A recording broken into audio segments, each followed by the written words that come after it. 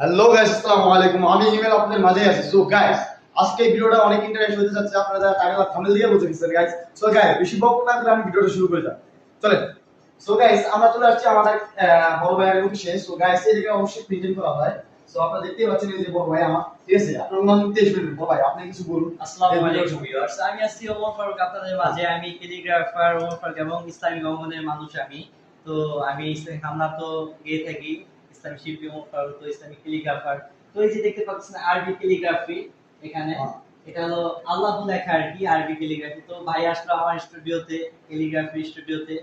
ভাইয়ের কাছে খুব ভালো লাগলো আমার ক্যালিগ্রাফিটা দেখে। আশা করি আপনাদের কাছেও ভালো লাগবে। সো আপনাদের কাছে ভালো লাগলে অবশ্যই কমেন্ট করে জানাবেন আমার ক্যালিগ্রাফিটা আপনাদের কাছে কেমন লাগলো। সো ভাই আপনি কিছু বলেন। সো গাইস, আমি যেটা আপনাদেরকে বলতে চাচ্ছি যে ভাই, এই যে প্রিন্টিংটা আমার কাছে খুব ভালো লাগছে, ঠিক আছে?